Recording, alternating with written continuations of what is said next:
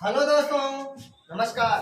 दोस्तों, ये आज का जो वीडियो है बहुत ही महत्वपूर्ण होने वाला है। आप लोग बहुत ही अच्छे से, बहुत ही ध्यान से देखिएगा। तो आइए दोस्तों, बिना देर किए हुए हम लोग वीडियो की शुरुआत करते हैं। अनुच्छेद 59 में क्या कहा गया है? राष्ट्रपति पद के लिए शर्त। राष्ट्रपति बनने के लिए क्या शर्त होनी चाहिए, इसके बारे में अनुच्छेद 59 में बताया गया है। दोस्तों, अनुच्छेद 59(1) कहता है कि राष्ट्रपति संसद के किसी सदन का या किसी राज्य के विधानमंडल के किसी सदन का सदस्य नहीं होगा, और यदि संसद के किसी सदन का या किसी भी राज्य के विधानमंडल के किसी सदन का सदस्य राष्ट्रपति निर्वाचित हो जाता है, तो यह समझा जाएगा कि उसने उस सदन में अपना स्थान राष्ट्रपति के रूप में अपने पद ग्रहण करने की तारीख से रिक्त कर दिया है। मतलब सीधा सीधा आप लोगों को मैं समझा दूं कि अनुच्छेद 59(1) कहता है कि कोई भी व्यक्ति संसद का सदस्य नहीं होगा या किसी भी राज्य के विधानमंडल का सदस्य नहीं होगा, चाहे वह लोकसभा का हो या राज्यसभा का हो, विधानसभा का हो या विधान परिषद का हो, वो सदस्य नहीं होगा। और दूसरी बात इसी में अनुच्छेद 59(1) में ही कहा गया है, यदि कोई व्यक्ति किसी भी सदन का सदस्य अगर निर्वाचित है, हो गया है, और वो चुनाव लड़ा है और राष्ट्रपति बन गया है, तो जिस दिन वह राष्ट्रपति पद ग्रहण करेगा उसी दिन से समझा जाएगा कि उसका संसद की सदस्यता और या विधान मंडल की सदस्यता समाप्त हो गई है। तो मैं दोबारा इसको बताता हूँ, ध्यान से समझिएगा। अनुच्छेद 59 में दिया हुआ है राष्ट्रपति के लिए क्या शर्त है, और अनुच्छेद 59(1) कहता है कि कोई भी व्यक्ति संसद के किसी भी सदन का सदस्य नहीं होगा, चाहे लोकसभा हो या राज्यसभा। और दूसरी बात कह रहा है, किसी भी राज्य के विधानमंडल का वो सदस्य नहीं होगा, चाहे वो विधानसभा हो या विधान परिषद हो। और उसी अनुच्छेद 59(1) में ही कहा गया है, यदि कोई ऐसा व्यक्ति है जो संसद का कोई सदस्य है, लोकसभा का या राज्यसभा का या किसी राज्य विधानमंडल का सदस्य है, विधानसभा या विधान परिषद का, तो जिस दिन से वह राष्ट्रपति पद ग्रहण करेगा उस दिन से समझा जाएगा कि उसने अपना पद रिक्त कर दिया है, अर्थात छोड़ दिया है। आगे बात समझ में? यह कौन सा अनुच्छेद कहता है? 59(1) कहता है, ध्यान रखिएगा। अब अनुच्छेद 59(2) क्या कहता है कि राष्ट्रपति अन्य कोई लाभ का पद धारण नहीं करेगा, अर्थात वह राष्ट्रपति पद पर रहते हुए कोई दूसरा लाभ का पद धारण नहीं कर सकता, यह अनुच्छेद 59(2) कहता है। और मैंने आप लोगों को बताया है कि कैबिनेट मंत्री, राज्य मंत्री, प्रधानमंत्री या कोई भी मंत्री हो या राज्य का कोई भी मंत्री हो या राज्यपाल हो, सरकारी लाभ का पद नहीं माना जाता है, ध्यान रखिएगा। तो राष्ट्रपति अन्य कोई लाभ का पद धारण नहीं करेगा, यह अनुच्छेद 59(2) कहता है। अनुच्छेद 59(3) क्या कहता है? अनुच्छेद 59(3) कहता है कि राष्ट्रपति बिना किराया दिए अपने शासकीय निवासों के उपयोग का हकदार होगा, और ऐसी उपलब्धियां भक्तों और विशेषाधिकारों का भी जो संसद विधि द्वारा अवधारित करे, और जब तक इस निमित्त इस प्रकार उपबंध नहीं किया जाता है, तब ऐसी उपलब्धियों, भक्तों और विशेषाधिकारों का दूसरी अनुसूची में विनिर्दिष्ट है, उसका हकदार होगा। सिंपल लैंग्वेज में समझिएगा, अनुच्छेद 59(3) कहता है कि राष्ट्रपति बिना किराया दिए जो शासकीय आवास है वहां रह सकता है, और दूसरी बात, संसद ने जो निर्धारित कर दिया है उसके अनुसार उसके अनुसार संसद ने जो निर्धारित कर दिया है उसके अनुसार काम करना है उसको। और दूसरी बात, उसको जो विशेषाधिकार दिए गए हैं, जो भत्ता वगैरह दिए जाते हैं, संसद ने जो निर्धारित किया है उसी के अनुसार ही उसको रहना है और उसी के अनुसार ही उसका इस्तेमाल करना है।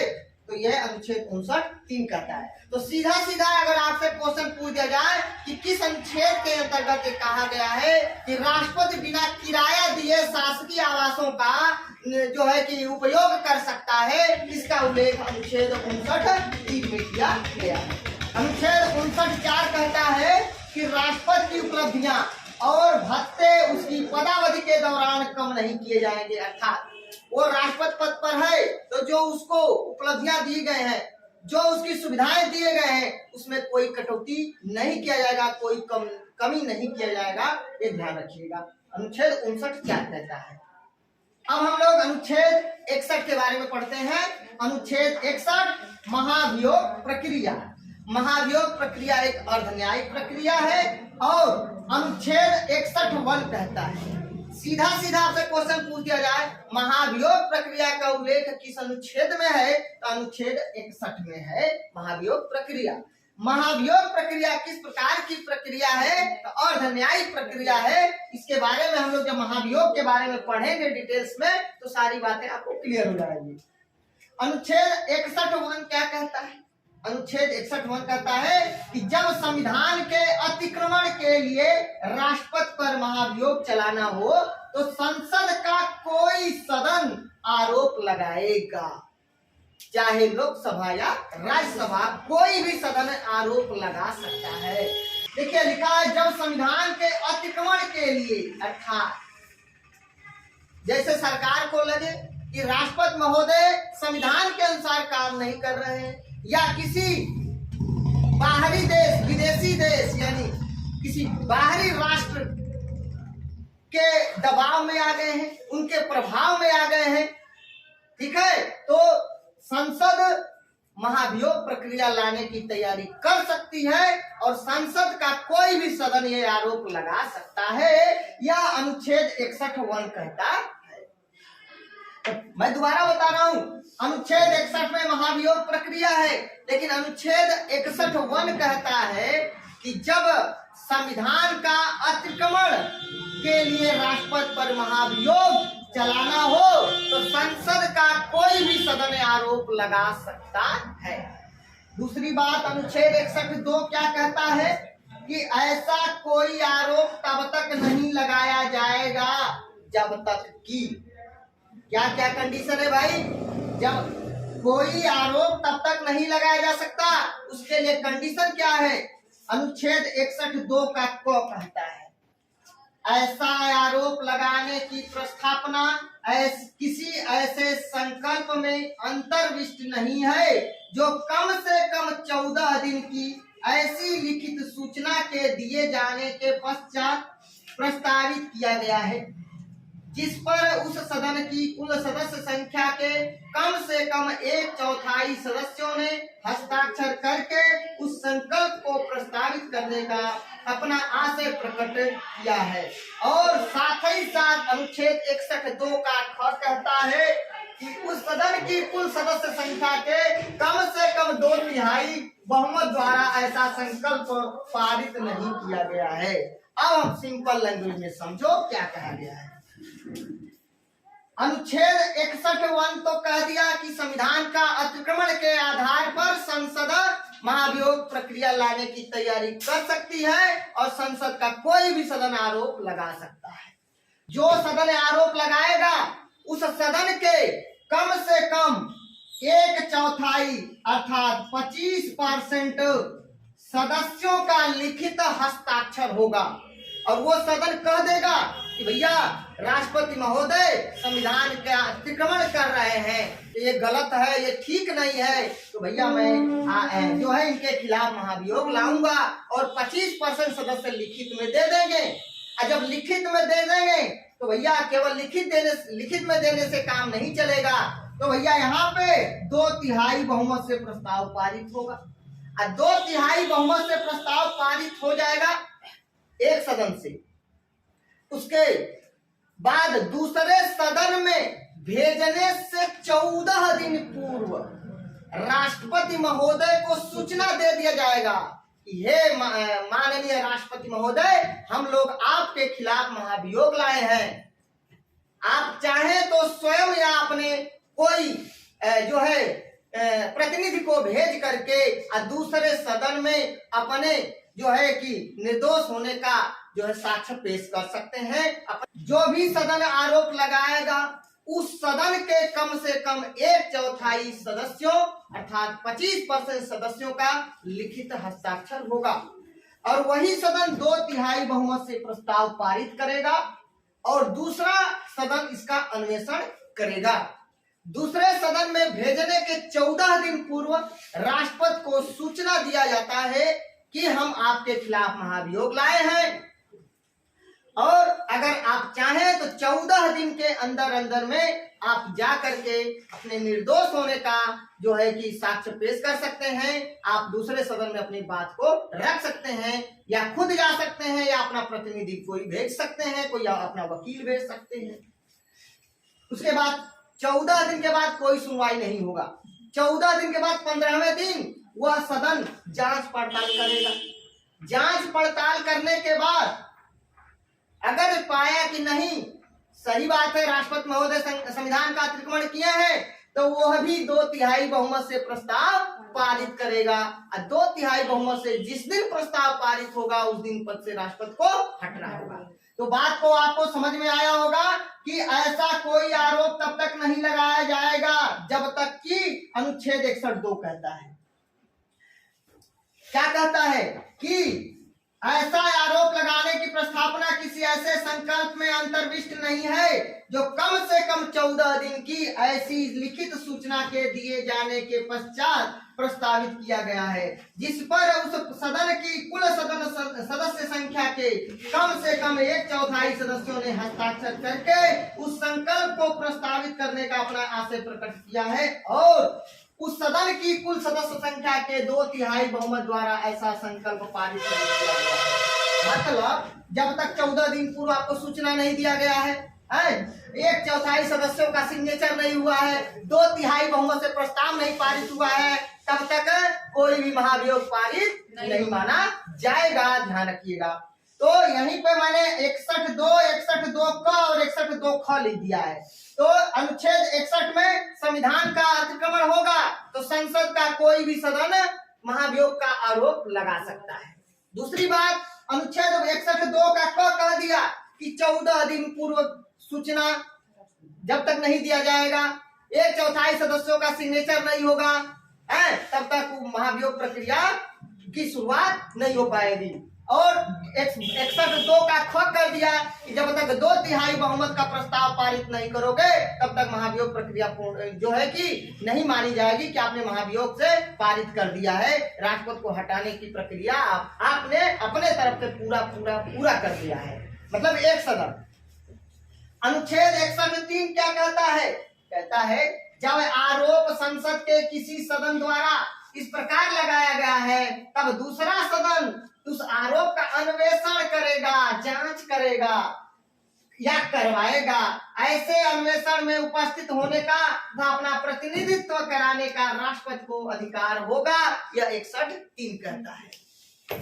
यहीं पे सारी बातें मैंने बता दिया है, सारी बातें बता दिया है, लेकिन 61(3) कह दिया कि भैया जब 2/3 बहुमत से एक सदन पारित कर देगा, दूसरे सदन में जाएगा तो भैया वो अन्वेषण करेगा और आप चाहे तो वहां उपस्थित होकर के या अपना प्रतिनिधि भेज करके अपने जो है कि निर्दोष होने का जो है कि आप साक्ष्य पेश कर सकते हैं। अनुच्छेद 61(3) कहता है। ठीक है। और राष्ट्रपति को अधिकार होगा अपना प्रतिनिधित्व कराने का, राष्ट्रपति को अधिकार होगा। अनुच्छेद 61(3) कि जब आरोप संसद के किसी सदन द्वारा लगाया गया है तब दूसरा सदन उसका अन्वेषण करेगा या करवाएगा और ऐसे अन्वेषण में उपस्थित होने का तथा अपना प्रतिनिधित्व कराने का राष्ट्रपति को अधिकार होगा। तो मैंने यही बता दिया कि 61(2) ख के अनुसार जो है कि जो सदन आरोप लगाया है वह 2/3 बहुमत से प्रस्ताव पारित कर देगा और प्रस्ताव करके दूसरे सदन को भेज देगा और दूसरे सदन में भेजने से वह 14 दिन पूर्व राष्ट्रपति को सूचना भिजवा देगा। राष्ट्रपति महोदय उसके बाद 61(3) के अनुसार दूसरे सदन में उपस्थित हो जाएंगे या अपना कोई प्रतिनिधि भेज सकते हैं और अपने बात को वहां रखवा सकते हैं। क्लियर? तो क्वेश्चन आपसे पूछा जाएगा कि जो सदन महाभियोग का आरोप लगाया है उसके कितने दिन पूर्व राष्ट्रपति को सूचना देना अनिवार्य है? 14 दिन पूर्व सूचना देना अनिवार्य है। और उसके बाद दूसरा सदन उसका जांच पड़ताल करता है, अन्वेषण करता है और इसका उल्लेख किस अनुच्छेद में किया गया है कि राष्ट्रपति स्वयं या अपना प्रतिनिधि भेज करके अपना निर्दोष होने का साक्ष्य पेश कर सकते हैं। कौन सा अनुच्छेद करता है? कौन सा अनुच्छेद कहता है कि जब एक सदन महाभियोग प्रक्रिया का आरोप लगाकर यानी महाभियोग प्रक्रिया प्रस्ताव पारित करके दूसरे सदन में भेजने से 14 दिन पूर्व राष्ट्रपति को सूचना भिजवाएगा कि आपके खिलाफ महाभियोग लाया गया है। आप चाहे तो उस सदन में उपस्थित होकर के या अपना प्रतिनिधि भेज करके और अपनी बात को रख सकते हैं। यह कौन सा अनुच्छेद करता है? अनुच्छेद 61(3) कहता है। अनुच्छेद 61(4) क्या कहता है? यदि अन्वेषण के परिणाम स्वरूप यानी जांच पड़ताल के परिणाम स्वरूप या घोषित करने वाला संकल्प राष्ट्रपति के विरुद्ध लगाया गया आरोप सिद्ध हो गया, यानी जो पहला सदन आरोप लगाया है वह दूसरा सदन जांच करने के बाद अगर सही पाया है कि नहीं आरोप उन्होंने सही लगाया है, तब आरोप का अन्वेषण करने या कराने वाले सदन की कुल सदस्य संख्या के कम से कम 2/3 यानी 2/3 बहुमत द्वारा प्रस्ताव पारित कर दिया जाता है। तो ऐसे संकल्प का प्रभाव उसके इस प्रकार पारित किए जाने की तारीख से राष्ट्रपति को उसके पद से हटाना होगा या स्वयं राष्ट्रपति को अपने पद से हटना होगा। तो मैंने आपको बता दिया इतना कि दूसरा सदन में राष्ट्रपति महोदय आप उपस्थित हो सकते हैं या अपना प्रतिनिधि भेज करके अपनी बात को रखवा सकते हैं, निर्दोष साबित होने का साक्ष्य पेश कर सकते हैं, वहां पे बात अपना रख सकते हैं। उसके बाद दूसरा सदन उसका अन्वेषण करने के बाद पाया कि पहला सदन जो आरोप लगाया है वह सही है, तो दूसरा सदन भी 2/3 बहुमत से प्रस्ताव पारित करेगा और जिस दिन से प्रस्ताव पारित होगा उसी दिन से राष्ट्रपति को उसके पद से हटना होगा, उसी दिन से राष्ट्रपति को उसके पद से हटना होगा। तो ये आप लोगों को अच्छे से समझ में आ गया होगा। तो मैंने अपने पिछले वीडियो में आप लोगों से क्वेश्चन पूछा था कि भारत का वह पहला कौन ऐसा राष्ट्रपति है जो द्वितीय चक्र की मतगणना से राष्ट्रपति चुना गया। भारत का वह पहला ऐसा कौन राष्ट्रपति है जो द्वितीय चक्र की मतगणना से राष्ट्रपति चुना गया, और आज तक के इतिहास का भी वह पहला ही ऐसा राष्ट्रपति है जो द्वितीय चक्र की मतगणना से राष्ट्रपति चुना गया। तो उनका नाम है वीवी गिरी, और वीवी गिरी ने नीलम संजय रेड्डी को हराया था द्वितीय चक्र की मतगणना में। याद रख लीजिएगा 1969 के चुनाव में। तो द्वितीय चक्र की मतगणना से राष्ट्रपति बनने वाले पहले व्यक्ति हैं वीवी गिरी। दोस्तों आज का हमारा क्वेश्चन है भारत का वह कौन ऐसा राष्ट्रपति है जो अविवाहित और मिसाइल मैन के नाम से प्रसिद्ध है, मिसाइल मैन के नाम से प्रसिद्ध है। दोस्तों अगला हमारा आज का क्वेश्चन रहेगा कि भारत का वह कौन ऐसा राष्ट्रपति है, भारत का कौन ऐसा राष्ट्रपति है जो पूर्व में all India trade union Congress का सदस्य था, all India trade union Congress का सदस्य था अर्थात अटक का सदस्य था। दोस्तों मैं अब आप लोगों को महाभियोग प्रक्रिया समझा देता हूं, यहाँ पे अच्छे से देखिए। महाभियोग प्रक्रिया अनुच्छेद 100। दोस्तों देखिए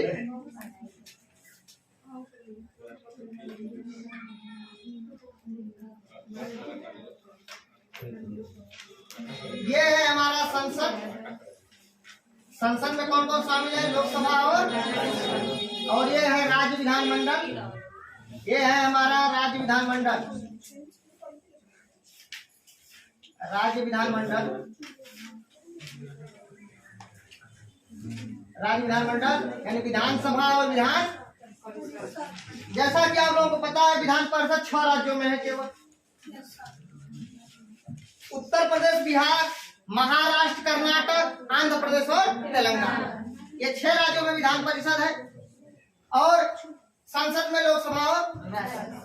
जैसा कि आप सभी लोगों को पता है कि राष्ट्रपति महोदय के चुनाव में, बहुत बारीकी समझना, राष्ट्रपति महोदय के चुनाव में लोकसभा, राज्यसभा और विधानसभा के निर्वाचित सदस्य भाग लेते हैं, मनोनीत सदस्य भाग नहीं लेते हैं, ठीक है। और विधान परिषद भाग नहीं लेता है। राष्ट्रपति के निर्वाचन में लोकसभा, राज्यसभा और सभी राज्यों की विधानसभा के सभी निर्वाचित सदस्य और दिल्ली और पांडिचेरी विधानसभा के निर्वाचित सदस्य भाग लेते हैं, ठीक है। महाभियोग प्रक्रिया हम लोग पढ़ रहे हैं, अनुच्छेद 61 पढ़ रहे हैं, तो ध्यान रखिएगा। महाभियोग प्रक्रिया में केवल यही भाग लेते हैं और ये भाग नहीं लेते हैं, कोई भी भाग नहीं लेते हैं। ये तो पहले निर्वाचन में ही भाग नहीं लिया था, तब निर्वाचन में भाग नहीं लिया था, महाभियोग में भी नहीं लेगा, सीधा सीधा। ये निर्वाचन में भाग लिया था लेकिन महाभियोग में भाग नहीं लेगा। अब हमारी बात सुनिएगा, क्यों नहीं लेगा ये भी बताएंगे। अब देखिए यहाँ पे संसद, लोकसभा और राज्यसभा कहेंगे का 2 एंग्लो इंडियन को मनोनीत किया जाता है और राज्यसभा में 12 सदस्यों को राष्ट्रपति मनोनीत करता है। क्या ये लोग महाभियोग में भाग लेते हैं? बिल्कुल लेते हैं। तो ध्यान रखिएगा, संसद के सभी सदस्य महाभियोग प्रक्रिया में भाग लेते हैं, चाहे निर्वाचित हो या मनोनीत। लेकिन निर्वाचन में केवल निर्वाचित सदस्य भाग लेते हैं। लोकसभा, राज्यसभा और सभी राज्यों के विधानसभा और दिल्ली और पांडिचेरी के विधानसभा के सभी निर्वाचित सदस्य राष्ट्रपति के निर्वाचन में भाग लेते हैं। लेकिन महाभियोग प्रक्रिया में केवल संसद के सभी सदस्य भाग लेते हैं, चाहे वो निर्वाचित हो या मनोनीत हो। क्लियर हो गया? अब आप लोग सोच रहे होंगे कि सर जी निर्वाचन में मनोनीत क्यों नहीं भाग लेते हैं और महाभियोग में क्यों भाग लेते हैं? तो बात सुनो, निर्वाचन में इसलिए भाग नहीं लेते हैं कि राष्ट्रपति महोदय खुद इनको मनोनीत करते हैं, लोकसभा में भी और राज्यसभा में भी। तो निर्वाचित करते हैं तो हो सकता है अगली बार राष्ट्रपति चुनाव लड़े, फिर दोबारा ये लोग उन्हीं को वोट करें। आगे बात समझ में भाई? देखो मैं दोबारा बताता हूँ, राष्ट्रपति के निर्वाचन में मनोनीत सदस्य भाग क्यों नहीं लेते हैं? इसलिए नहीं लेते हैं कि राष्ट्रपति महोदय इन लोगों को नियुक्त करते हैं, तो जब नियुक्त किए हैं तो फिर राष्ट्रपति का चुनाव लड़ेंगे तो हो सकता है ये लोग उन्हीं को वोट करें, तो पक्षपात हो जाएगा ना। इसलिए राष्ट्रपति के चुनाव से इन लोगों को बाहर किया गया है, भैया मनोनीत सदस्य राष्ट्रपति के चुनाव में भाग नहीं लेंगे। लेकिन जब संसद का अतिक्रमण करेंगे तो सबको पावर दिया गया, भैया संसद के हिसाब से काम नहीं कर रहे हैं, राष्ट्र हित में काम नहीं कर रहे हैं, इनके खिलाफ आप वोटिंग करो, ये पूरा आपको अधिकार है। भैया संसद के सभी सदस्य महाभियोग प्रक्रिया में भाग लेंगे, लेकिन निर्वाचन में संसद के सभी सदस्य भाग नहीं लेंगे।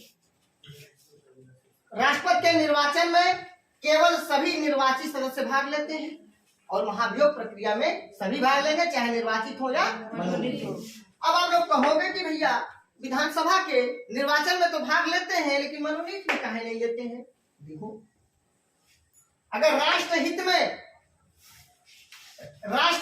अगर जो ये राष्ट्रपति महोदय कोई काम नहीं कर रहे हैं तो हमारा केंद्र सरकार का कौन है? संसद है। तो सबसे पहले पता किसको लगेगा? इसको लगेगा, किसको लगेगा?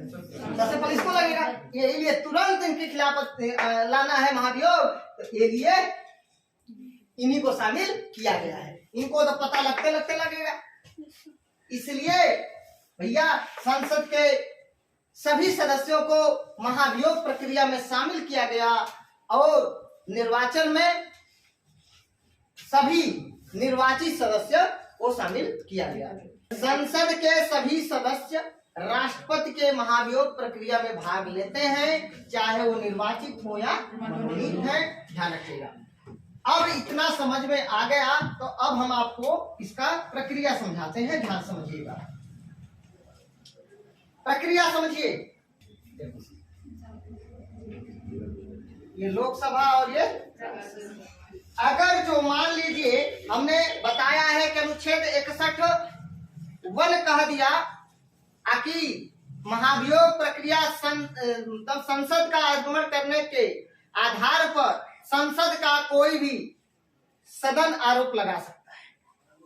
अनुच्छेद 61 कह दिया कि संविधान का अतिक्रमण करने के आधार पर संसद का कोई भी सदन आरोप लगा सकता है। मान लीजिए कि मान लीजिए लोकसभा आरोप लगा रहा है, लग रहा है कि भाई संविधान के अनुसार राष्ट्रपति महोदय काम नहीं कर रहे हैं, तो पहले तो सब ये कहा जाएगा कि भैया लोकसभा के 1/4 अर्थात 25% सदस्यों का लिखित में हस्ताक्षर करवाओ।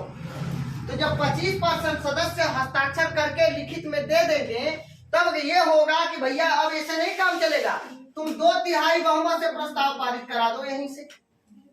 तो लोकसभा अपने 1/4 सदस्यों का हस्ताक्षर करवाएगा, उसके बाद 2/3 बहुमत से प्रस्ताव पारित करेगा, मतलब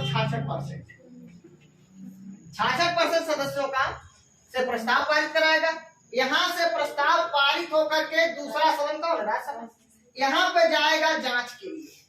तो यहाँ पर भेजने से 14 दिन पूर्व राष्ट्रपति महोदय को सूचना दे देंगे, ये राष्ट्रपति महोदय जी आप के खिलाफ हम महाभियोग पारित कर दिए हैं, आप चाहे तो 14 दिन के अंदर में जाकर के दूसरे सदन में और अपने निर्दोष होने की साक्ष्य पेश कर सकते हैं, अपनी बात को रख सकते हैं।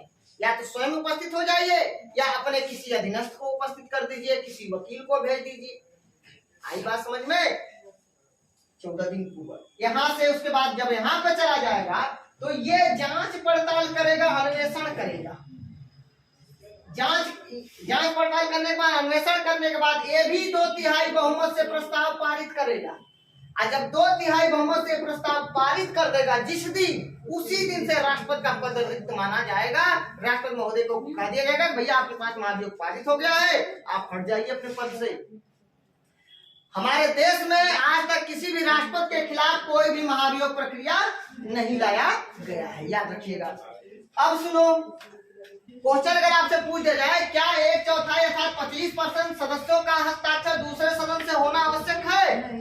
नहीं, ऐसा कोई प्रावधान नहीं है। वो तो ये बात है कि जो भी सदन प्रस्ताव लाएगा, जिस भी सदन में प्रस्ताव लाने की बात होगी, शुरुआत करनी है, उस सदन के 1/4 सदस्यों का हस्ताक्षर आवश्यक है।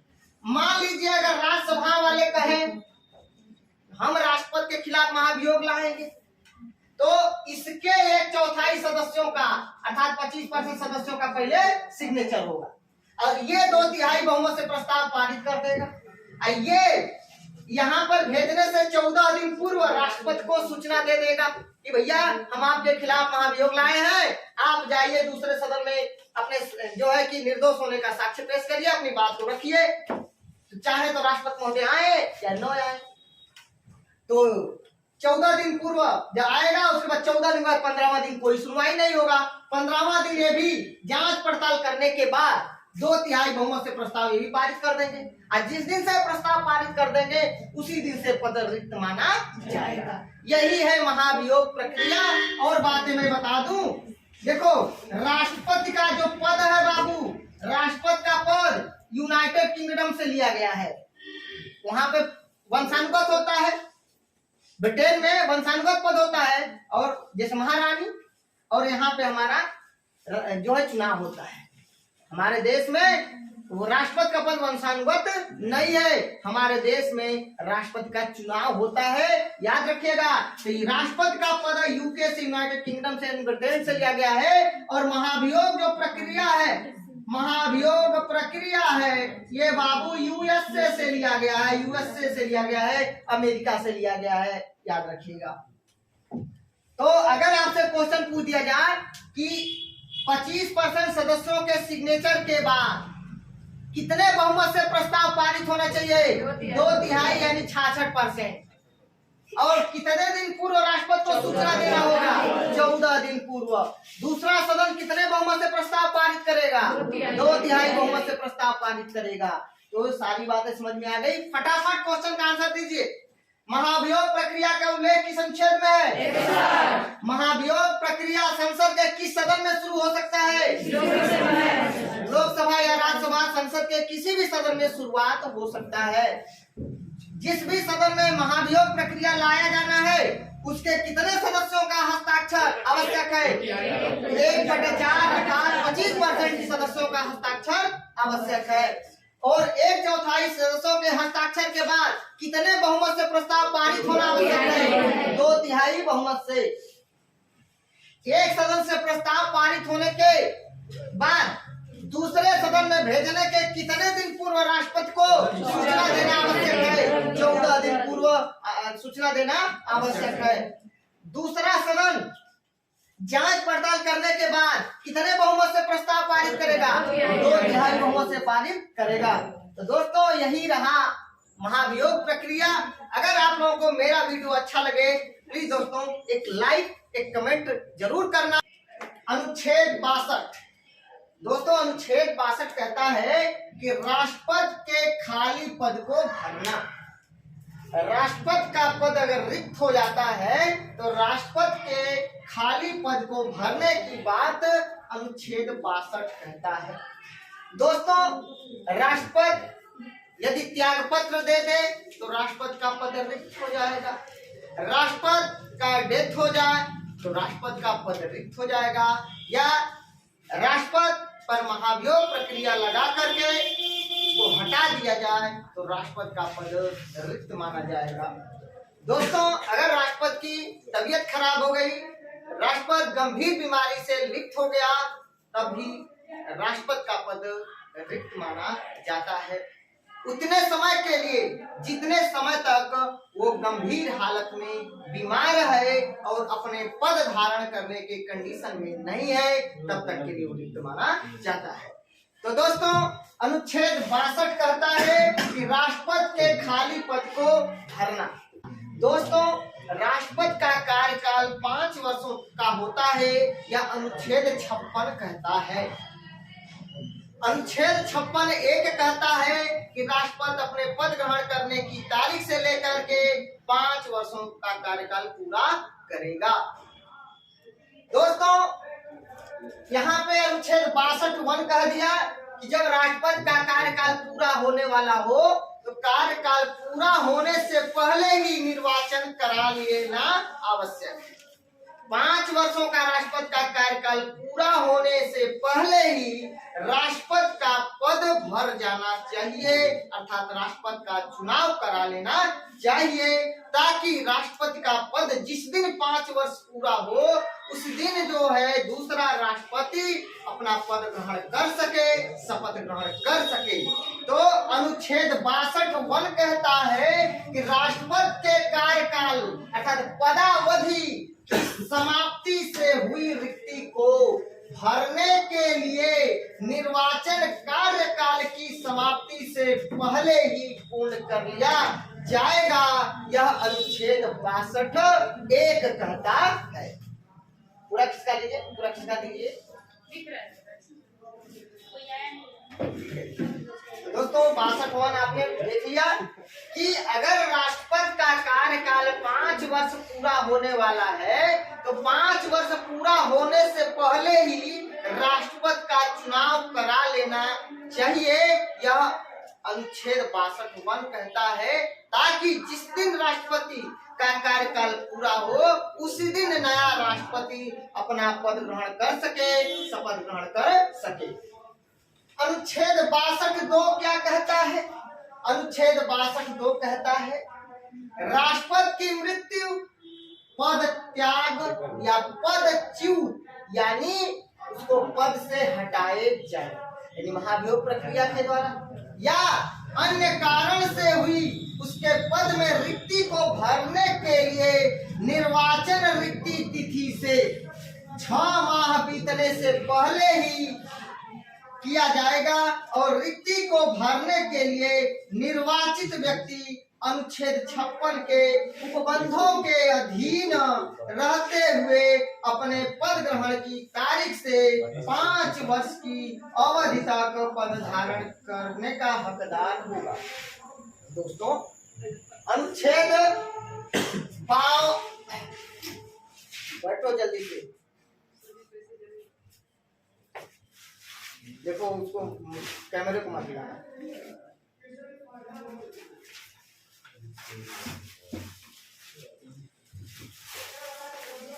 अब दोस्तों अनुच्छेद 62 की बात करते हैं। अनुच्छेद 62 क्या कहता है कि राष्ट्रपति की मृत्यु, पद त्याग या पदच्युत का मतलब हो गया उसको पद से हटाया जाना। पदच्युत या अन्य कारण से हुई उसके पद में रिक्ति को भरने के लिए निर्वाचन रिक्ति तिथि से 6 माह बीतने से पहले किया जाएगा और रिक्ति को भरने के लिए निर्वाचित व्यक्ति अनुच्छेद 56 के उपबंधों के अधीन रहते हुए अपने पद ग्रहण की तारीख से 5 वर्ष की अवधि तक पद धारण करने का हकदार होगा। कुल मिलाकर के मैं आपको बता दूं कि अनुच्छेद 62 कहता है कि अगर जो भारत के राष्ट्रपति की मृत्यु हो जाए या वह त्याग पत्र दे दे या महाभियोग प्रक्रिया के द्वारा उसको हटा दिया जाए तो किसी भी हालत में 6 महीना से अधिक वह पद रिक्त नहीं हो सकता, अर्थात 6 महीना के अंदर अंदर में चुनाव कराना अनिवार्य है। यह अनुच्छेद 62 कहता है। तो अनुच्छेद 62(1) कह दिया कि अगर राष्ट्रपति का कार्यकाल पूरा होने वाला है 5 वर्षों का तो उसके पहले चुनाव करा लीजिए समय से। और 62(2) कह दिया कि राष्ट्रपति की मृत्यु हो जाए, राष्ट्रपति त्याग पत्र दे दे, राष्ट्रपति को महाभियोग प्रक्रिया के द्वारा हटा दिया जाए तो जो पद रिक्त हो रहा है वह किसी भी हालत में 6 महीना से अधिक खाली नहीं रह सकता। 6 महीने के अंदर अंदर में चुनाव कराना अनिवार्य है। चलिए, तो आप लोगों ने 62(2) समझ लिया। अब हम लोग अच्छा एक बात और बता दें, अनुच्छेद 62(3) क्या कहता है। अनुच्छेद 62(3) कहता है कि अगर कोई भी कार्यवाहक राष्ट्रपति के रूप में कार्य कर रहा है तो उसको वही सुविधाएं मिलेगी, वही वेतन भत्ते मिलेंगे जो मुख्य राष्ट्रपति को मिलता है। उसमें कोई कमी नहीं किया जाएगा। जो विशेषाधिकार मुख्य राष्ट्रपति को, मेन राष्ट्रपति को होता है वही कार्यवाहक राष्ट्रपति को भी मिलेगा। यह अनुच्छेद 62(3) कहता है, याद रखिएगा। चलिए, हमने 62(1) और 62(2) का उल्लेख किया है और 62(3) आपको बता दिया। आप समझ गए होंगे कि अनुच्छेद 65 की बात करते हैं। अनुच्छेद 65 क्या कहता है, भारत का उपराष्ट्रपति कार्यवाहक राष्ट्रपति के रूप में कार्य करता। देखिए, भारत का उपराष्ट्रपति कार्यवाहक राष्ट्रपति के रूप में कार्य करता है और उसके कृत्यों का निर्वहन करता है। यह अनुच्छेद कौन सा कहता है, 65 कहता है। अभी सिंपल में समझिए, अनुच्छेद 65 कहता है कि राष्ट्रपति की अनुपस्थिति में भारत का उपराष्ट्रपति कार्यवाहक राष्ट्रपति के रूप में कार्य करेगा। तो अनुच्छेद 65 आपने समझ लिया। अब हम लोग अनुच्छेद 65(1) की बात करते हैं। 65(1) क्या कहता है। 65(1) कहता है यदि राष्ट्रपति की मृत्यु हो जाए, वह पद त्याग कर दे या उसे पदच्युत यानी पद से हटा दिया जाए या अन्य किसी कारण से उसके पद में रिक्ति है, तो उस कंडीशन में, उस दशा में भारत का उपराष्ट्रपति कार्यवाहक राष्ट्रपति के रूप में 6 महीने तक कार्य कर सकता है। अर्थात एक लाइन में समझ जाइए इसको कि अनुच्छेद 65(1) कहता है कि भारत का उपराष्ट्रपति अधिकतम 6 महीना तक कार्यवाहक राष्ट्रपति के रूप में कार्य कर सकता है।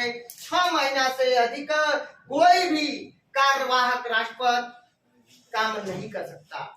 मैं दोबारा बता रहा हूं, ध्यान समझिएगा। भारत का कोई भी कार्यवाहक राष्ट्रपति 6 महीना से अधिक कार्य नहीं कर सकता।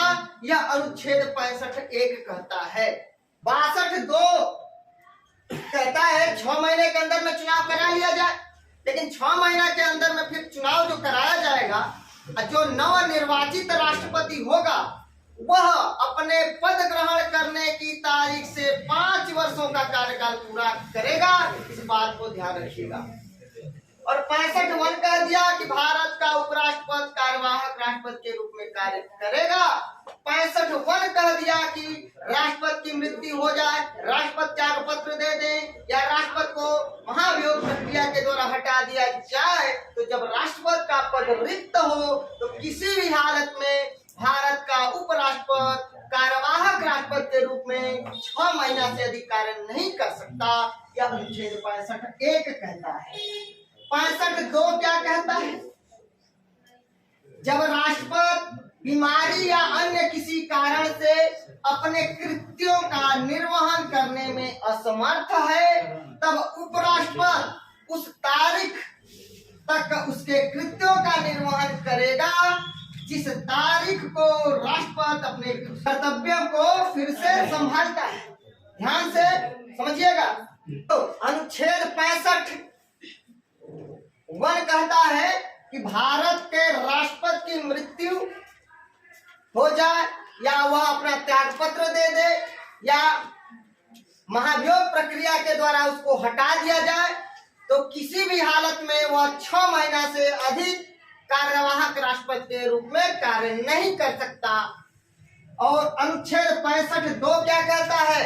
65(2) कहता है कि जब भारत का राष्ट्रपति बीमारी या किसी अन्य कारण से अपने कृत्यों का निर्वहन करने में असमर्थ है, तब उपराष्ट्रपति उस तारीख तक उसके कृत्यों का निर्वहन करेगा जिस तारीख को भारत का राष्ट्रपति अपने कर्तव्यों को फिर से संभालता है।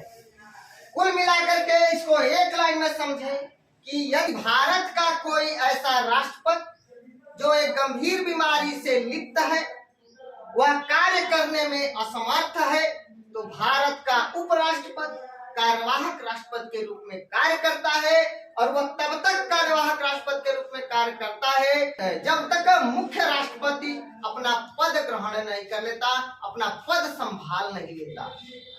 जब भारत का कोई भी राष्ट्रपति गंभीर बीमारी से लिप्त हो, वह कार्य करने में असमर्थ हो, तो भारत का उपराष्ट्रपति कार्यवाहक राष्ट्रपति के रूप में कार्य करता है। और वह तब तक कार्यवाहक राष्ट्रपति के रूप में कार्य करता है जब तक वह राष्ट्रपति अपना पद और अपना कर्तव्य नहीं संभाल लेता है, कर्तव्यों को करना शुरू नहीं करता है। देखो लिखा हुआ है कि कृत्यों का निर्वहन करेगा जिस तारीख को राष्ट्रपति अपने कर्तव्यों को फिर से संभालता है।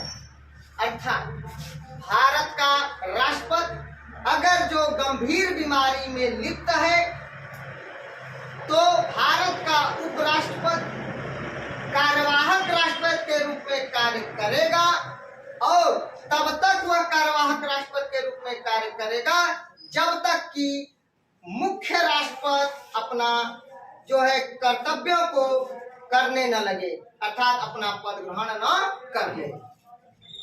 तो अनुच्छेद 62(2) कह दिया।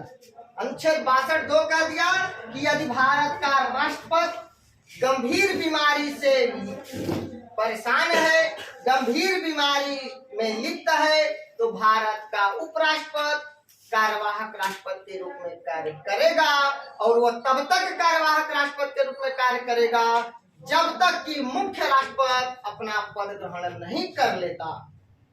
अनुच्छेद 66 क्या कहता है? भारत के उपराष्ट्रपति का निर्वाचन। भारत के उपराष्ट्रपति के निर्वाचन के बारे में अनुच्छेद 66 कहता है। अनुच्छेद 66(1) क्या कहता है? निर्वाचक मंडल भारत के उपराष्ट्रपति का चुनाव एक निर्वाचक मंडल के द्वारा होगा और इसका उल्लेख अनुच्छेद 66(1) में किया गया है। भारत के उपराष्ट्रपति का निर्वाचन एक निर्वाचक मंडल द्वारा किया जाता है। उस निर्वाचक मंडल में लोकसभा और राज्यसभा के सभी सदस्य शामिल किए जाते हैं। सभी बोल दिया, सभी का मतलब हो गया निर्वाचित और मनोनीत दोनों शामिल किए जाएंगे। और अनुच्छेद 66(1) में ही कहा गया है कि भारत के उपराष्ट्रपति का निर्वाचन आनुपातिक प्रतिनिधित्व प्रणाली द्वारा एकल संक्रमणीय मत पद्धति के द्वारा किया जाएगा और ऐसे निर्वाचन में मतदान गुप्त होगा। अनुच्छेद 66(1) कहता है कि भारत के उपराष्ट्रपति का निर्वाचन आनुपातिक प्रतिनिधित्व पद्धति के आधार पर एकल संक्रमणीय मत पद्धति के द्वारा किया जाएगा और ऐसे निर्वाचन में मतदान गुप्त होता है। कुल मिलाकर के एक लाइन में समझ जाइए कि निर्वाचक मंडल यानी भारत के उपराष्ट्रपति का निर्वाचन का उल्लेख अनुच्छेद 66 में है। 66(1) में निर्वाचक मंडल के बारे में बताया गया है कि लोकसभा और राज्यसभा के सभी सदस्य भाग लेते हैं, अर्थात संसद के सभी सदस्य भारत के उपराष्ट्रपति के चुनाव में भाग लेते हैं। और दूसरी बात, आनुपातिक प्रतिनिधित्व प्रणाली के द्वारा एकल संक्रमणीय मत पद्धति के आधार पर गुप्त मतदान के द्वारा अप्रत्यक्ष रूप से उपराष्ट्रपति का चुनाव होता है। अप्रत्यक्ष रूप से भारत के उपराष्ट्रपति का चुनाव होता है। देखिए, भारत के राष्ट्रपति का और उपराष्ट्रपति का दोनों का चुनाव अप्रत्यक्ष रूप से होता है। प्रत्यक्ष और अप्रत्यक्ष का मतलब, प्रत्यक्ष मतलब हम और आप जनता जिसे डायरेक्ट वोट करते हैं वह डायरेक्ट होता है अर्थात प्रत्यक्ष होता है, और हमारे और आपके द्वारा अर्थात जनता के द्वारा चुने गए प्रतिनिधियों के द्वारा जो चुने जाते हैं वो अप्रत्यक्ष रूप से होता है। चलिए, तो आपको 66 समझ में आ गया, भारत के उपराष्ट्रपति का निर्वाचन। 66(1) में कहा गया है निर्वाचक मंडल लोकसभा और राज्यसभा के सभी सदस्य भाग लेंगे और आनुपातिक प्रतिनिधित्व पद्धति के अनुसार एकल संक्रमणीय मत प्रणाली द्वारा होगा और ऐसे निर्वाचन में मतदान गुप्त होता है। यह अनुच्छेद 66(1) कहता है। 66(2) क्या कहता है? सिंपल लैंग्वेज में समझ लीजिए कि भारत का उपराष्ट्रपति किसी भी सदन का सदस्य नहीं होगा, चाहे लोकसभा हो या राज्यसभा हो, या किसी भी राज्य के विधानमंडल का सदस्य नहीं होगा, चाहे वो विधानसभा हो या विधान परिषद हो। अगर जो संसद के किसी भी सदन का सदस्य है या राज्य विधानमंडल के किसी भी सदन का सदस्य है, तो जिस दिन वह उपराष्ट्रपति चुन लिया जाता है, जिस दिन वह उपराष्ट्रपति चुन लिया जाता है और पद ग्रहण कर लेता है, उसी तारीख से उसका पद रिक्त माना जाएगा। जिस दिन से वह उपराष्ट्रपति चुन लिया जाता है उस दिन से उसका पद रिक्त माना जाता है। ध्यान रखिएगा।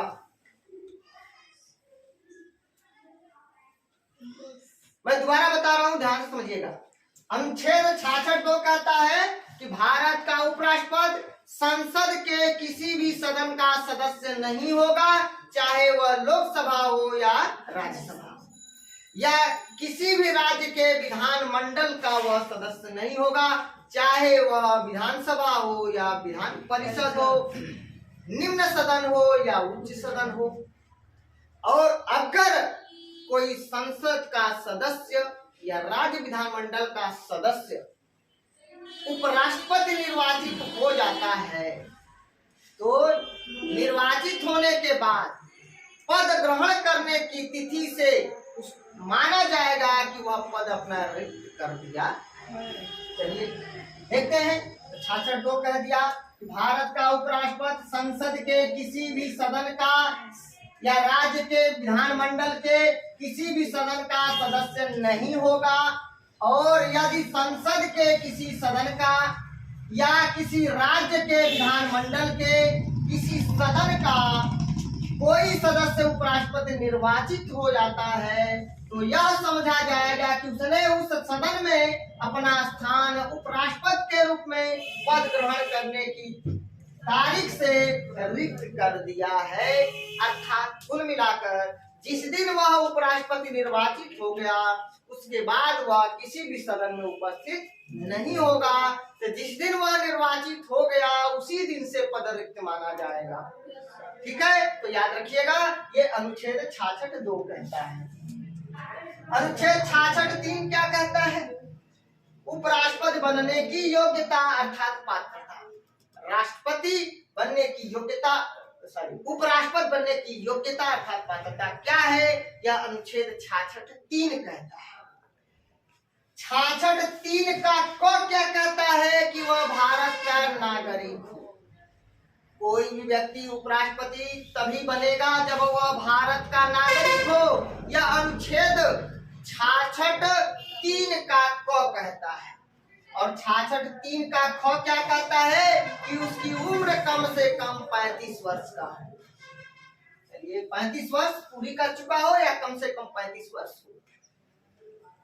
66(3) का ग क्या कहता है कि राज्यसभा का सदस्य निर्वाचित होने के योग्य है। अर्थात राज्यसभा का सदस्य बनने की योग्यता। राष्ट्रपति बनने के लिए लोकसभा का सदस्य बनने की योग्यता हो, उपराष्ट्रपति बनने के लिए राज्यसभा का सदस्य बनने की योग्यता हो। याद रखिएगा। तो अनुच्छेद 66(3) कह दिया उपराष्ट्रपति बनने की योग्यता। 66(3) का क कह दिया वो भारत का नागरिक हो। 66(3) का ख कह दिया कि उसकी उम्र कम से कम 35 वर्ष हो। और 66(3) का ग कह दिया कि भारत का उपराष्ट्रपति वही बन सकता है जिसमें राज्यसभा का सदस्य बनने की योग्यता हो। 66(4) क्या कहता है कि कोई भी व्यक्ति जो भारत सरकार या राज्य सरकार के अधीन सरकारी सेवा में हो वह भारत का उपराष्ट्रपति नहीं बन सकता। अर्थात सरकारी लाभ के पद पर न हो। जो सरकारी लाभ के पद पर होगा वह भारत का उपराष्ट्रपति का चुनाव नहीं लड़ सकता, भारत का उपराष्ट्रपति नहीं बन सकता। यह अनुच्छेद 66(4) कहता है। तो अगर आप लोग स्क्रीनशॉट लेना चाहें तो स्क्रीनशॉट ले सकते हैं।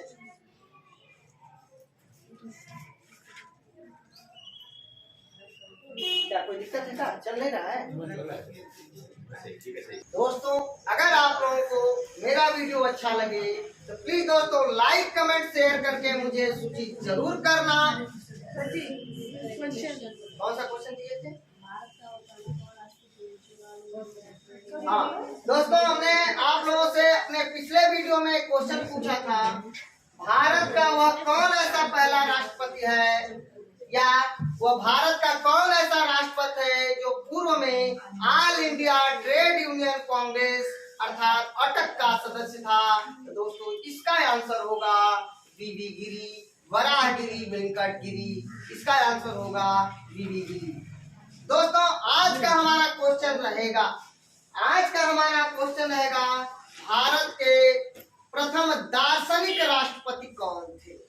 भारत के प्रथम दार्शनिक राष्ट्रपति कौन थे? इसका आंसर आप लोग मुझे कमेंट बॉक्स में देंगे। अनुच्छेद 74 में कहा गया है कि राष्ट्रपति को सहायता और सलाह के लिए एक मंत्री परिषद होगा। राष्ट्रपति को सहायता और सलाह के लिए एक मंत्री परिषद होगा।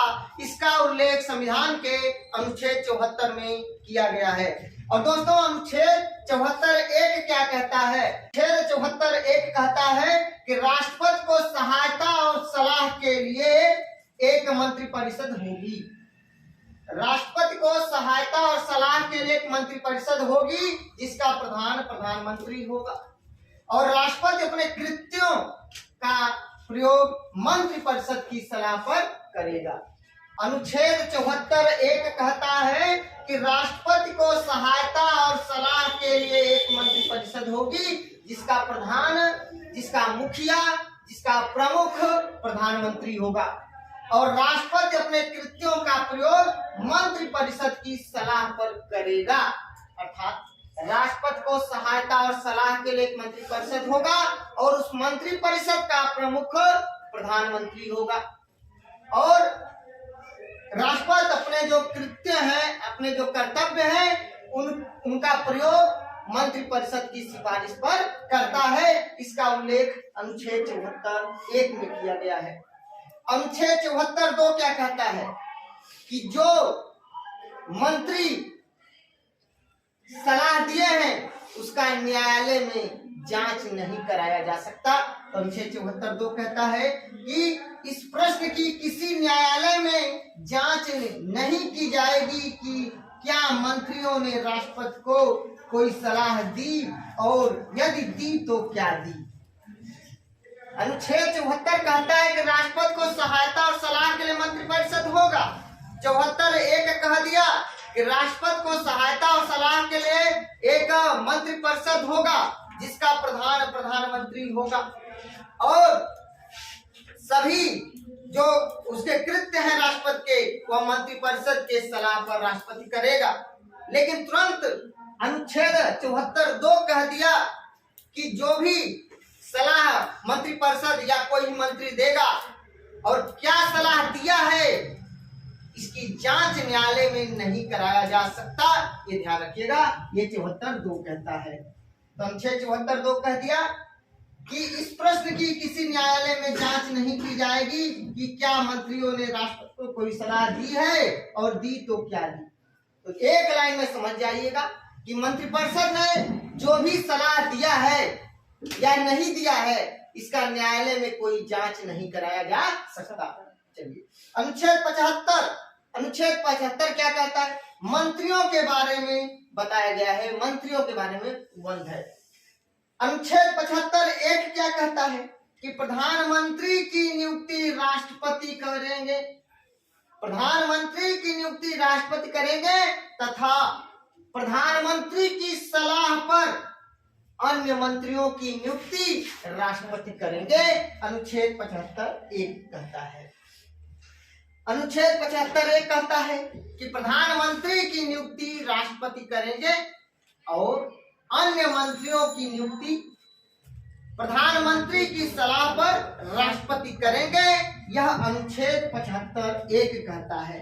अनुच्छेद 75(1) प्रधानमंत्री की नियुक्ति राष्ट्रपति करेगा तथा अन्य मंत्रियों की नियुक्ति प्रधानमंत्री की सलाह पर राष्ट्रपति करेगा। अनुच्छेद 75(1) का क कहता है कि मंत्रिपरिषद में प्रधानमंत्री सहित कुल मंत्रियों की संख्या लोकसभा की कुल सदस्य संख्या के 15% से अधिक नहीं हो सकती। ध्यान रखिएगा, कुल मिलाकर के जो मंत्रिपरिषद है, मंत्रिपरिषद में प्रधानमंत्री सहित कुल मंत्रियों की संख्या लोकसभा की कुल सदस्य संख्या की 15% से अधिक नहीं होगी। यह अनुच्छेद 75(1) का क कहता है। और ध्यान रखिएगा 51वां संविधान संशोधन 2003 के द्वारा 51वां संविधान संशोधन 2003 के द्वारा एक प्रावधान किया गया कि केंद्र में या किसी भी राज्य में केंद्र में कुल लोकसभा की सदस्यों की संख्या के 15% से अधिक मंत्री नहीं हो सकते और राज्यों में कुल विधानसभा के सदस्यों के 15% से अधिक मंत्री नहीं हो सकते। तो केंद्र में लोकसभा और राज्यों में विधानसभा के कुल सदस्यों के 15% से ज्यादा मंत्री नहीं बनाए जा सकते। या याद रखिएगा 51वां संविधान संशोधन 2003 के अंतर्गत ये प्रावधान किया गया।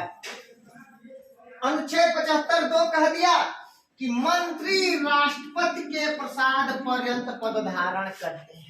अर्थात सामान्य तौर पे लोकसभा के सदस्यों का कार्यकाल 5 वर्षों का होता है, राज्यसभा के सदस्यों का कार्यकाल 6 वर्ष का होता है। लेकिन लोकसभा के सदस्य राष्ट्रपति के प्रसाद पर्यंत पद धारण करते हैं, अर्थात राष्ट्रपति महोदय की जब तक इच्छा तब तक वो पद पर रहेंगे। तो सभी मंत्री भी राष्ट्रपति के प्रसाद पर्यंत पद धारण करते हैं, अर्थात राष्ट्रपति की इच्छा के जब तक है तब तक वो मंत्री बने रहेंगे। 75(3) कह दिया कि मंत्री परिषद सामूहिक रूप से लोकसभा के प्रति उत्तरदायी होगी। तो याद रखिएगा, अनुच्छेद 75(2) कहा कि मंत्री राष्ट्रपति के प्रसाद पर्यंत पद धारण करते हैं, और 75(3) कहता है कि मंत्री परिषद सामूहिक रूप से लोकसभा के प्रति उत्तरदायी होगी। याद रखिएगा, क्वेश्चन सीधा सीधा पूछा जाता है कि मंत्री परिषद सामूहिक रूप से लोकसभा के प्रति उत्तरदायी होगी, इसका उल्लेख संविधान के किस अनुच्छेद में है? अनुच्छेद 75(3) में है। दूसरा क्वेश्चन पूछा जाता है कि मंत्री परिषद सामूहिक रूप से किसके प्रति उत्तरदायी होगी? तो लोकसभा के प्रति उत्तरदायी होगी। ध्यान रखिएगा, क्वेश्चन अगर आपसे पूछे कि मंत्री परिषद सामूहिक रूप से किसके प्रति उत्तरदायी होगी और ऑप्शन में लोकसभा नहीं रहेगा तो संसद दिया रहेगा, और नियरेस्ट आंसर संसद होगा, क्योंकि संसद के ही अंतर्गत लोकसभा और राज्यसभा आते हैं। तो याद रखिएगा, मंत्री परिषद सामूहिक रूप से लोकसभा के प्रति उत्तरदायी होती है, इसका आंसर होगा मंत्री परिषद सामूहिक रूप से लोकसभा के प्रति उत्तरदायी होती है। अगर लोकसभा ऑप्शन में नहीं होगा तो नियरेस्ट आंसर संसद हो जाएगा। तो अनुच्छेद 75(4) क्या कहता है? अनुच्छेद 75(4) कहता है कि किसी मंत्री द्वारा अपना पद ग्रहण करने के पहले राष्ट्रपति तीसरी अनुसूची में इस प्रयोजन के लिए दिए गए प्रारूपों के अनुसार उसको पद की और गोपनीयता की शपथ दिलाएगा। तो 75(3) में मंत्री परिषद सामूहिक रूप से लोकसभा के प्रति उत्तरदायी होती है, और 75(4) में ये कहा गया है कि किसी भी मंत्री द्वारा अपना पद ग्रहण करने के पहले राष्ट्रपति तीसरी अनुसूची में इस प्रयोजन के लिए दिए गए प्रारूपों के अनुसार और उसको पद की और गोपनीयता की शपथ दिलाएगा। कुल मिलाकर के शपथ का उल्लेख तीसरी अनुसूची में है, तीसरी अनुसूची में, और तीसरी अनुसूची के आधार पर ही अनुच्छेद 75(4) के अंतर्गत राष्ट्रपति महोदय उसको शपथ दिलवाते हैं। याद रखिएगा, किसी भी मंत्री को। तो शपथ का उल्लेख अनुसूची 3 में है। अनुच्छेद 75(5) कह दिया। अनुच्छेद 75(5) क्या कहता है?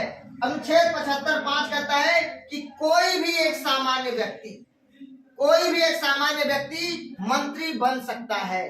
प्रधानमंत्री की अगर इच्छा है कि हमारे ये बहुत खास हैं, हम इनको मंत्री बनाना चाहते हैं, तो ये किसी भी मेंबर का अगर सदस्य नहीं है, लोकसभा या राज्यसभा किसी का मेंबर नहीं है, तो उनको मंत्री बनाया जा सकता है, लेकिन अधिकतम वो 6 महीना से अधिक समय तक वो मंत्री नहीं रह सकते किसी भी हालत में। अर्थात 6 महीना के अंदर में संसद के किसी भी सदन का सदस्य होना आवश्यक है।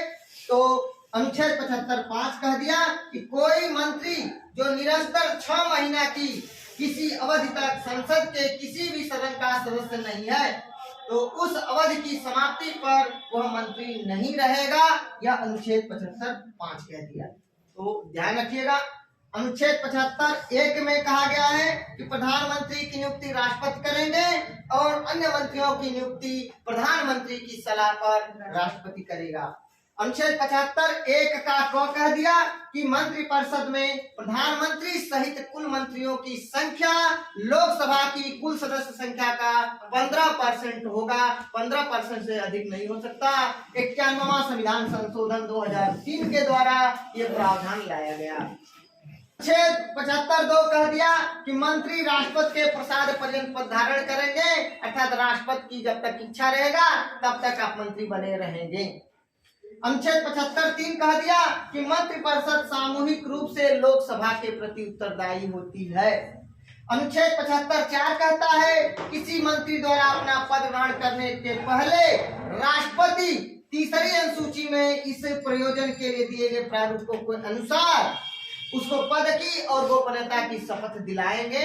याद रखिएगा, अनुच्छेद 75(5) कहता है कि कोई भी व्यक्ति संसद का सदस्य रहे बिना अधिकतम 6 महीना तक मंत्री पद पर रह सकता है, 6 महीने से ज्यादा नहीं रह सकता।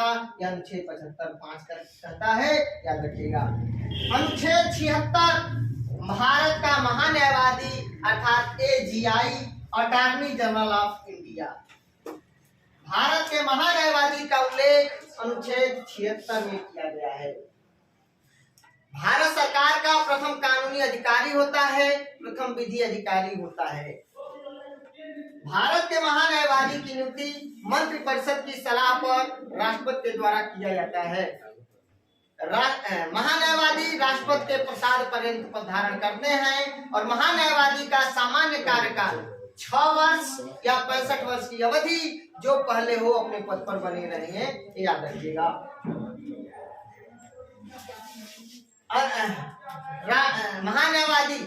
महान्यायवादी समय समय पर भारत सरकार को सलाह देते रहते हैं। यह भारत सरकार का प्रथम कानूनी अधिकारी, प्रथम विधि अधिकारी होता है, विधि सलाहकार होता है। अनुच्छेद 76 में कहा गया है कि महान्यायवादी की नियुक्ति राष्ट्रपति करेंगे और इनके लिए योग्यता क्या होनी चाहिए? उच्चतम न्यायालय अर्थात सुप्रीम कोर्ट का न्यायाधीश होने की योग्यता होनी चाहिए। अनुच्छेद 76 कह दिया कि राष्ट्रपति उच्चतम न्यायालय का न्यायाधीश नियुक्त होने के लिए अर्हित अर्थात योग्य किसी व्यक्ति को भारत का महान्यायवादी नियुक्त करेगा, याद रखिएगा। क्वेश्चन पूछा जाता है कि भारत के महान्यायवादी की नियुक्ति कौन करता है? तो मंत्रिपरिषद की सलाह पर राष्ट्रपति करता है। दूसरा क्वेश्चन पूछा जाता है कि महान्यायवादी की योग्यता क्या होनी चाहिए? तो भारत का सुप्रीम कोर्ट का न्यायाधीश बनने की योग्यता होनी चाहिए। 76(2) क्या कहता है? महान्यायवादी का कर्तव्य। महान्यायवादी का कर्तव्य क्या है? महान्यायवादी का कर्तव्य है कि जब भी भारत सरकार को सलाह देने की बात आएगी तो समय समय पर वह भारत सरकार को, केंद्र सरकार को सलाह देगा, यही उसका कर्तव्य है। अनुच्छेद 76(2) में कहा गया है। अनुच्छेद 76(2) में कहा गया है अनुच्छेद 76(2) में कहा गया है कि महान्यायवादी का कर्तव्य है कि समय समय पर भारत सरकार को आवश्यकता पड़ने पर सलाह दे। अनुच्छेद 76(3) क्या कहता है? महान्यायवादी को अपने कर्तव्यों के पालन में भारत के राज्य क्षेत्र में सभी न्यायालयों में सुनवाई का अधिकार होगा। अर्थात अनुच्छेद 76(3) कहता है कि भारत का महान्यायवादी भारत के किसी भी न्यायालय में जाकर और सुनवाई कर सकता है, अर्थात सरकार का पक्ष रख सकता है, उसमें भाग ले सकता है, वहां पे उपस्थित हो सकता है। तो अनुच्छेद 76(3) क्वेश्चन पूछा जाएगा कि भारत के महान्यायवादी को अपने कर्तव्यों के पालन में भारत के किसी भी राज्य क्षेत्र में उपस्थित होने का अधिकार संविधान का कौन सा अनुच्छेद देता है? तो 76(3) देता है। अनुच्छेद 76(4) क्या कहता है? महान्यायवादी राष्ट्रपति के प्रसाद पर्यंत पद धारण करेगा और ऐसा पारिश्रमिक प्राप्त करेगा जो राष्ट्रपति अवधारित करे। महान्यायवादी राष्ट्रपति के प्रसाद पर्यंत पद धारण करता है, इसका उल्लेख अनुच्छेद 76(4) में किया गया है। उसका पारिश्रमिक, उसका जो भी होगा उसका निर्धारण जो है राष्ट्रपति करता है। तौर पे कहा जाए तो महान्यायवादी को 2,50,000 रुपए का वेतन मिलता है। 2,50,000 रुपए वेतन मिलता है। तो अनुच्छेद 76(4) में महान्यायवादी राष्ट्रपति के प्रसाद पर्यंत पद धारण करता है, इसका उल्लेख किया गया है। तो अगर आप लोग स्क्रीनशॉट लेना चाहें तो स्क्रीनशॉट ले सकते हैं। एक बात मैं और बता दूं, अनुच्छेद 88 क्या कहता है कि महान्यायवादी संसद के किसी भी सदन में उपस्थित हो सकता है, बोल सकता है, लेकिन मतदान नहीं कर सकता। इसका उल्लेख अनुच्छेद 88 में किया गया है। बहुत ही इंपॉर्टेंट प्रश्न है, तो याद रखिएगा। अनुच्छेद 88 कहता है कि भारत का महान्यायवादी संसद के किसी भी सदन में जाकर बोल सकता है, उपस्थित हो सकता है, अपनी बात को रख सकता है, लेकिन मतदान नहीं कर सकता। इसका उल्लेख अनुच्छेद 88 में किया गया है। तो दोस्तों बहुत अच्छे समझ में आ गया होगा। मैं कौन सा क्वेश्चन आप लोग से पूछा था? क्वेश्चन याद है किसी को?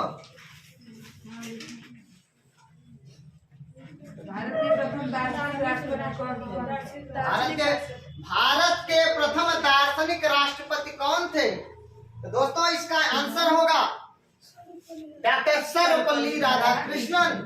डॉक्टर सर्वपल्ली राधाकृष्णन भारत के दार्शनिक राष्ट्रपति थे। दोस्तों आज का हमारा प्रश्न है कि भारत का वह प्रथम अल्पसंख्यक राष्ट्रपति का नाम बताइए जो अपना पूरा 5 वर्षों का कार्यकाल पूरा किया। भारत का वह पहला अल्पसंख्यक राष्ट्रपति का नाम बताइए जो अपना पूरा 5 वर्षों का कार्यकाल पूरा किया। इसका आंसर आप लोग मुझे कमेंट बॉक्स में दीजिएगा कि भारत का वह पहला कौन ऐसा अल्पसंख्यक राष्ट्रपति है जो अपना 5 वर्षों का कार्यकाल पूरा किया। दोस्तों अगर आप लोगों को मेरा वीडियो अच्छा लगे तो प्लीज दोस्तों लाइक कमेंट शेयर करके मुझे सूचित जरूर करना। मिलते हैं नेक्स्ट वीडियो में, तब तक के लिए नमस्कार, धन्यवाद।